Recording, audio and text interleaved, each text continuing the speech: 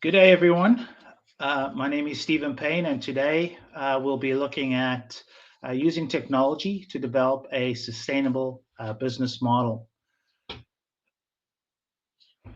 Just a quick introduction. As I mentioned, my name is Stephen Payne. I'm a partner at BDO Canada. From a perspective of my industry that I focus on is energy and natural resources, as well as I focus on the technology offering within our ESG and sustainability practice. Just a housekeeping note. The session is, or we can ask questions during the session. From what I understand is it's on the right-hand side. There's a chat option. So please place your questions there, and we'll be happy to answer them as we go along or towards the Q&A session at the end. So let's get started. The first thing that I wanted to do was, before we actually get into the technology and look at how technology can help you on your sustainability journey, is just to explain a couple of the drivers that are behind this whole ESG sustainability movement.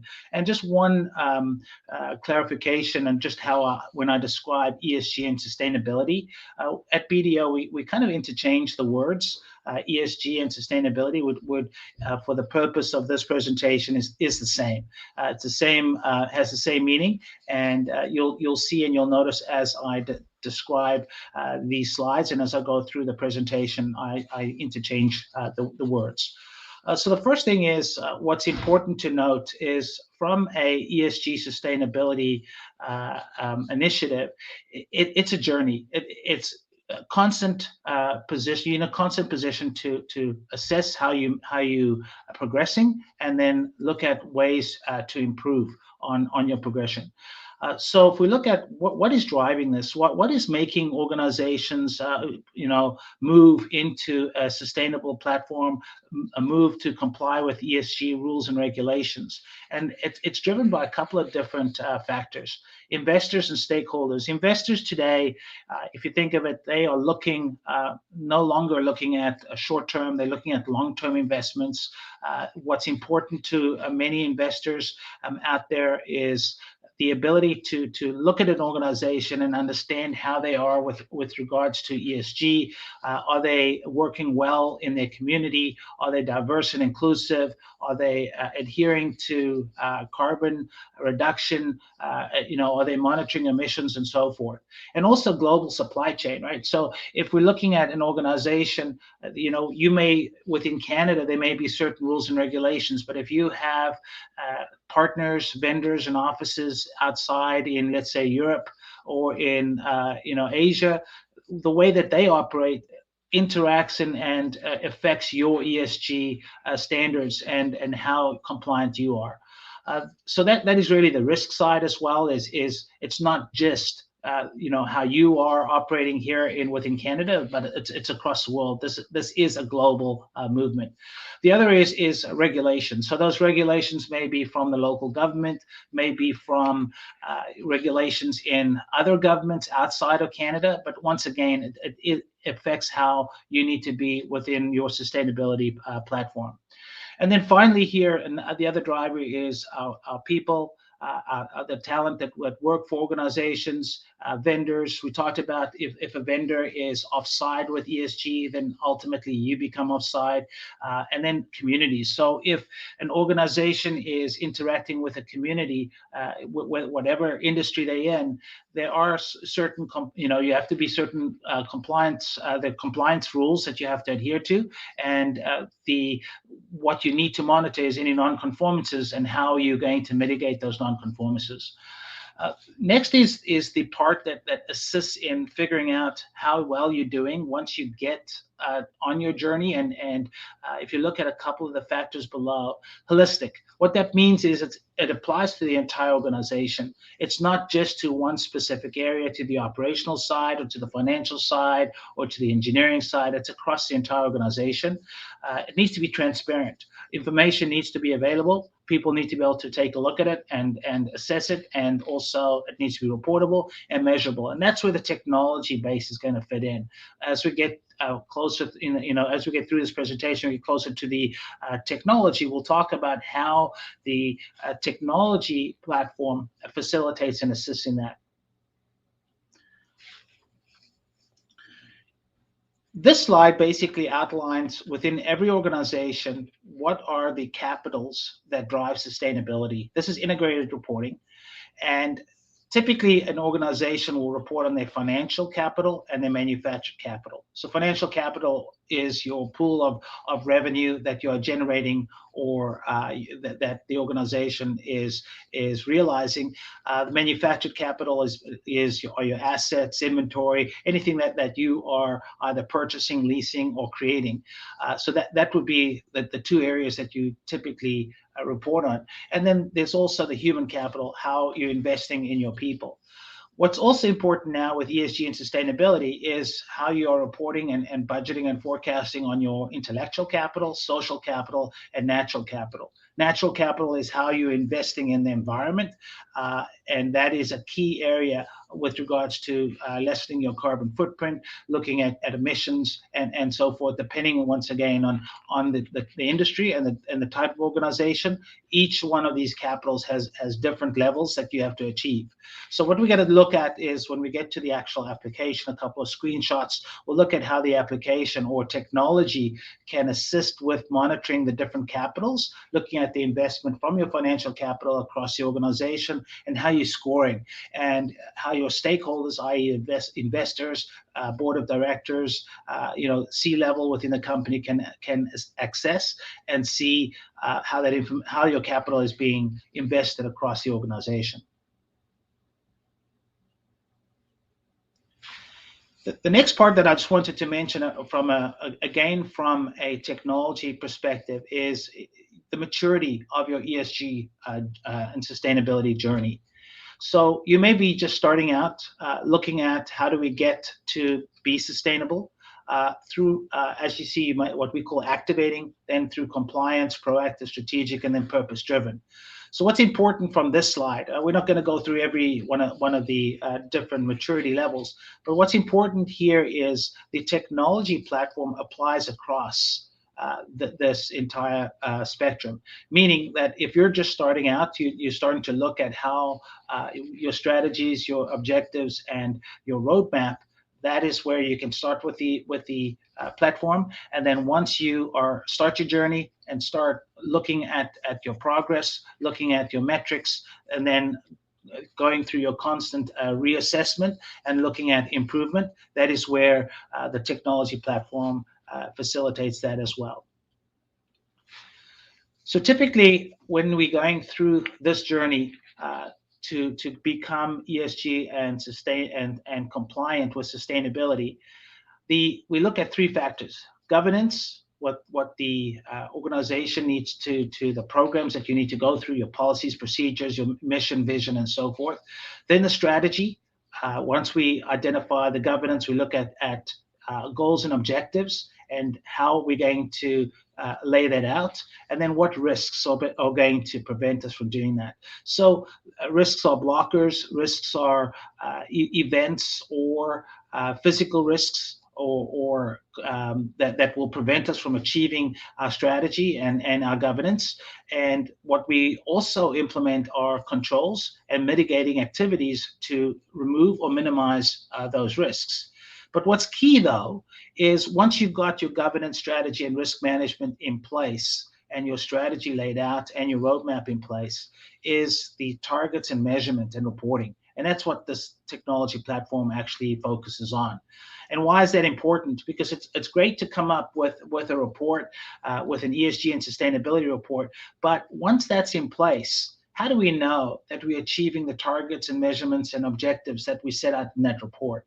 How do we know that we're getting to that net zero position, let's say 2030 or 2050 or whatever the objectives are for that organization? How do we know that we've improved our relationship or interaction with our local communities?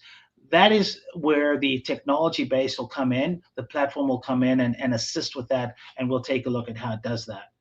So it gives you the ability to set your targets, to set your baseline, to track.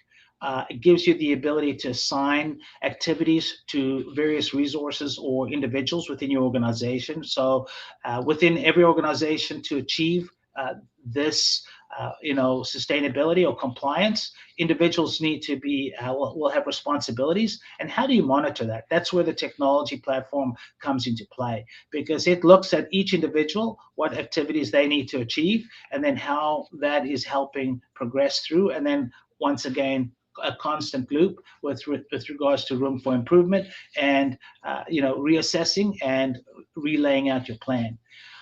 And then finally, what's important here is it needs to be auditable. So we've seen a lot of organizations, once they get their ESG and sustainability program in place, their reports are done, that the monitoring is done in Excel. Excel can monitor this information, but the question is, you can't audit Excel. So you need a system that is auditable, that is ISO certified, and that is what the platform is that we support.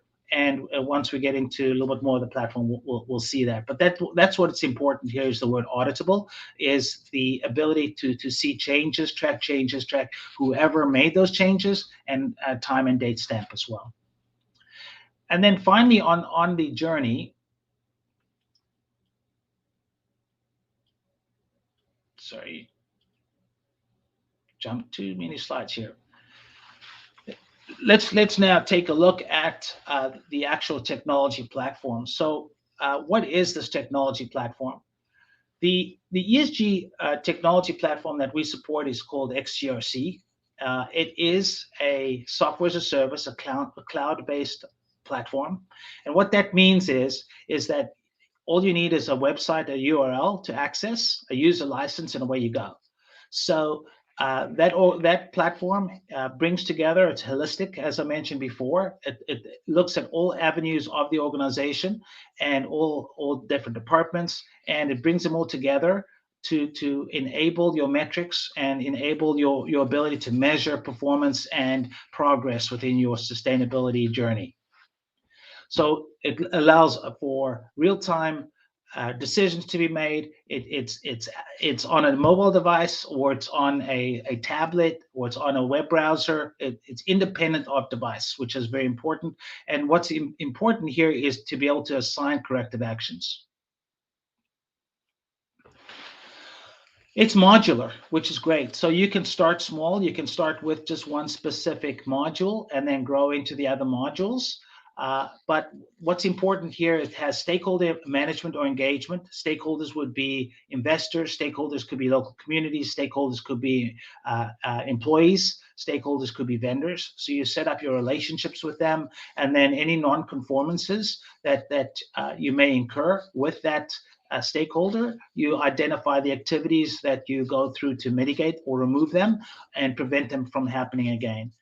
The next is your enterprise risk management. We talked about at the beginning about risks that could be in place or prevent you from achieving your sustainability journey. So it has a full enterprise risk management platform within the solution. And what that allows you to do is you identify your risks, you identify your maximum foreseeable loss, and then mitigating controls and how the controls are going to minimize or reduce or eliminate these risks and the outcome of these risks. And then you identify individuals that are responsible for making sure the controls that are put in place are adhered to and are constantly being looked at for improvement. The event and incident management module, we've got a couple of screenshots to show you there. What that does is anytime something happens with regards to a person gets injured, or there's a non-conformance with a stakeholder, or some inspection happens and the objectives of an organization are not being met, we record the event or the incident, and we record all the pertinent information that will then flow up into the dashboard. So within every one of these modules, it also flows, the information also flows up into your dashboards for your KPIs and for analysis and review. The other area here that you can do if permits are important to you and responsibilities of a permit, if when I say important to you, if that applies to your industry or to your organization, the checklists are audited, as I mentioned before. That is key. You can do an audit assessment where you go through, look at the checklist, look at your controls, and on a periodic basis do a scorecard and see how well these controls are mitigating your risks and reducing the outcome. Your strategy and objectives and targets are identified right at the beginning, and then how are you progressing and aligning to that. And then also it has a legal register and legal appointments. So what that means is you can apply legal requirements and municipal bylaws for around 37 different countries around the world. And with these bylaws, you can actually track your conformances and are you adhering or aligning with them to be a sustainable organization from a legal perspective.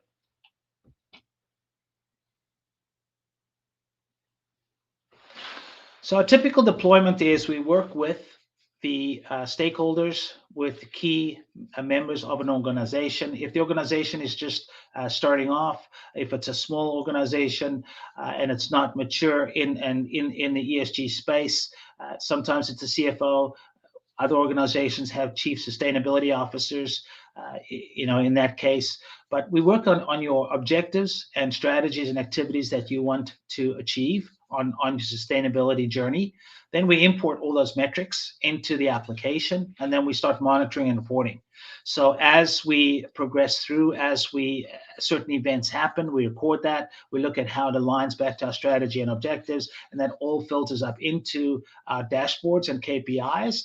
And we're going to take a couple of look at a couple of KPIs that are standard within the system. Your controls, how well and effective they are in mitigating risk. If you are working with the environment, with regards to your energy, your water, emissions, waste, and biodiversity, how you're achieving, you set your baseline and how well you're achieving or complying with those metrics.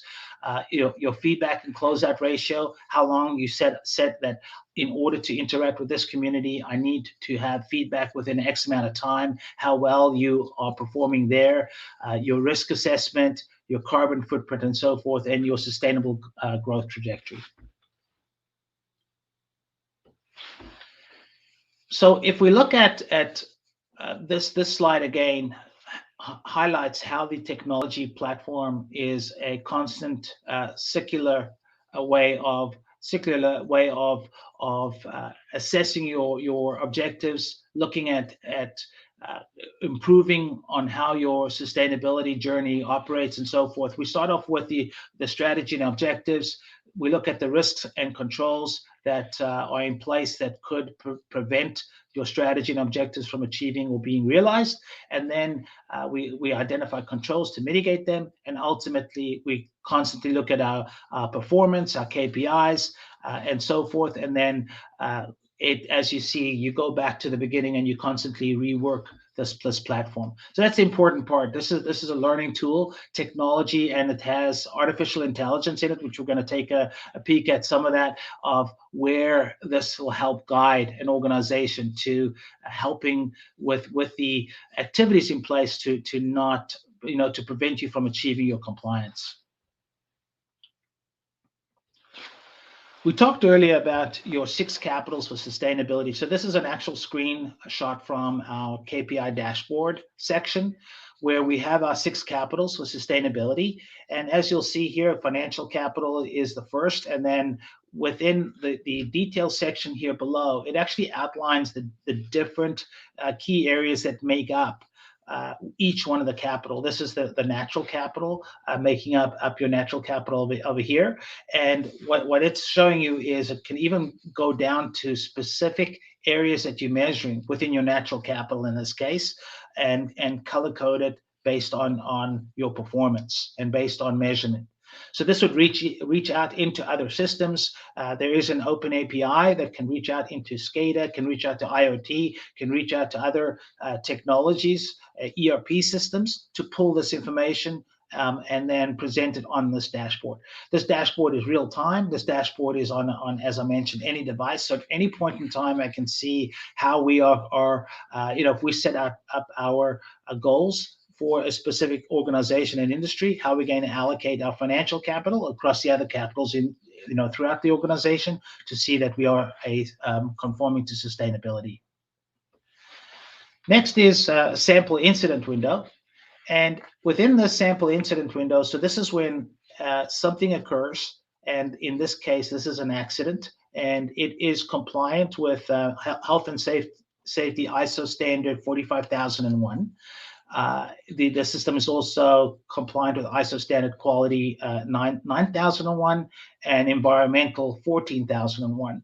So what happens is when there is an incident, you identify what actually occurred. You can see that it's built in with mapping software. So if you need to identify to a specific area where this incident occurred, you can record it. It has entire workflow about the sequence of events that happened from when the accident was first reported throughout to resolution. The individuals that were involved with the accident, if there were assets that were involved with the accident, this is key. And why is that important? So you can start looking at metrics about how, if it's a vehicle or if it's a machine or something of that sort, you'd like to start looking at trends. That information is all filtered up to your dashboards, and then it comes up on your KPIs to assist with making decisions there. The other thing that's important here is if we look down at the bottom here, as I've highlighted, it's highlighting a risk assessment that was done. So the risk assessment was set at a 3,000 level, and then with the controls in place, it reduced the maximum foreseeable loss down to 10. So what that means is that even though this incident happened, a risk assessment was picked up. Your artificial intelligence goes out and finds all the risk assessments that apply to this incident. And it says that, in fact, the outcome or the consequence to the organization was mitigated, or there were factors in place to make sure that if this was an accident, that someone just got hurt, no one actually got severely injured, and so forth, because of the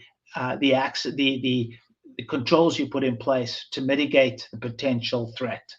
So that's what's key there. Once again, it brings it forward based on the incident. And then down at the bottom here, it starts showing you other related incidents. So the system starts to compare and say, you know what, there are other incidents potentially involving the same people, same assets, or same circumstances, and starts to mirror the information together or blend them together and say, you should take a look at those as well, because that will help you also assess and look at ways of improving and potentially instituting new controls, because it's starting to identify new risks that are in place that are going to affect the way that the outcomes of potential further incidents within the organization.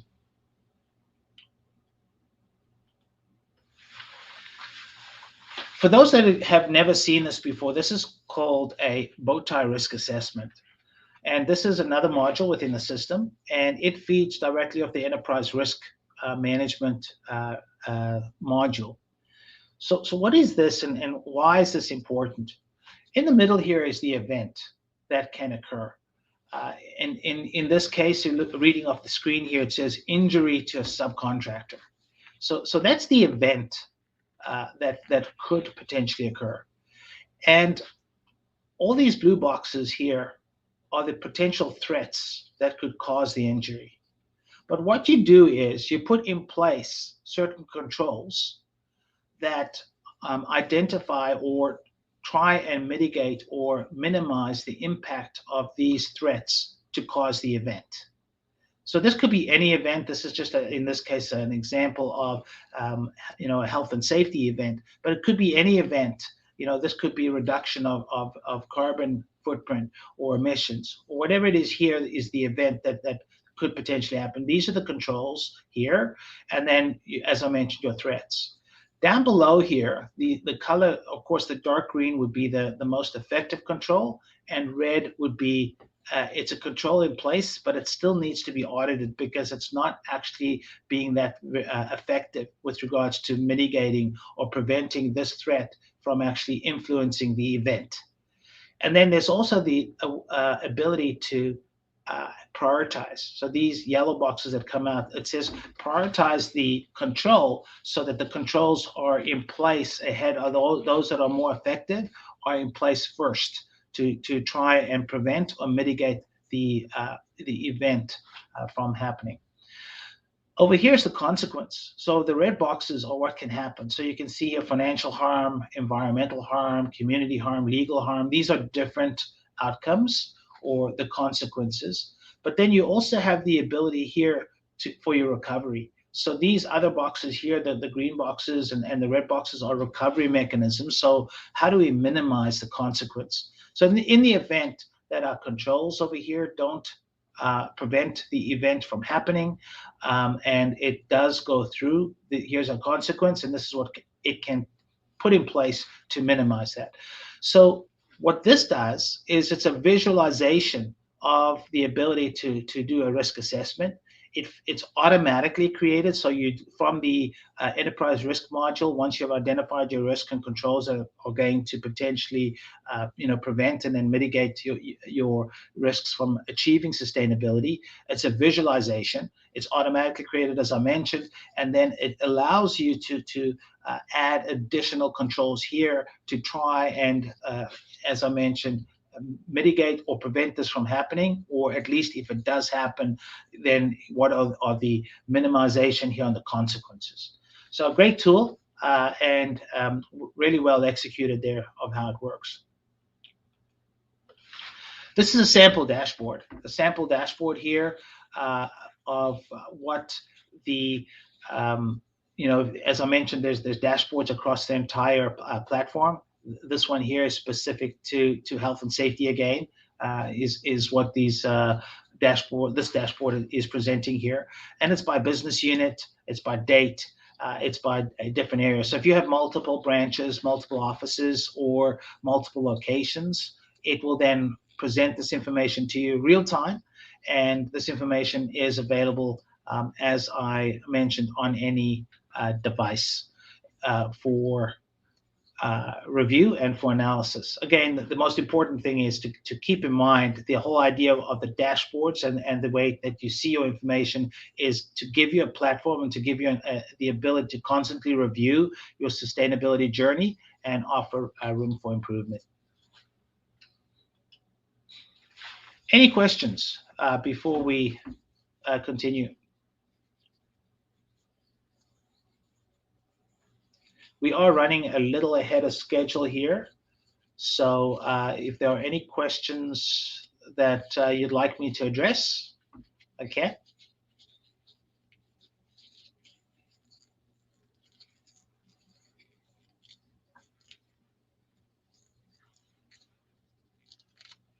Okay. The question I'm just seeing, there's a 10-second delay, so I'm just waiting for question here. If I believe the question is, what is the average time required to implement this platform into a small government model in, for example, a northern delivery region? An excellent question. The system, as I mentioned, is modular, and when it depends on which modules you implement. So within your sustainability journey, once you have your strategy defined and well defined, then to implement it, you start off with your strategy and objectives and your enterprise risk. Or you could go straight into setting up your health and safety if that's important there too, and then how you interact with your stakeholders. We typically phase it.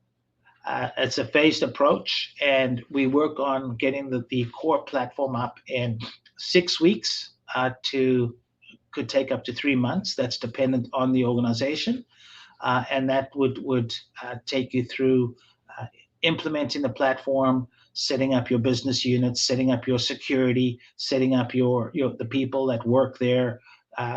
There's an HR module that, as I mentioned, that comes with it, that has certifications, has training and interaction, and throughout the organization as stakeholders should. And so it take about six weeks to 2 months to lay out the first phase, and then subsequent phases can come after. Where it does additional time may happen is if you have to integrate. If you want to integrate this to a full HR system, integrate this to ERP, integrate this to some other system, to, let's say, an enterprise asset management system. If you have that kind of system, it will take longer, but definitely can get something stood up in 6 weeks. Any other questions? And hopefully that answered that was the answer, or that clarified your question. Just waiting for the delay.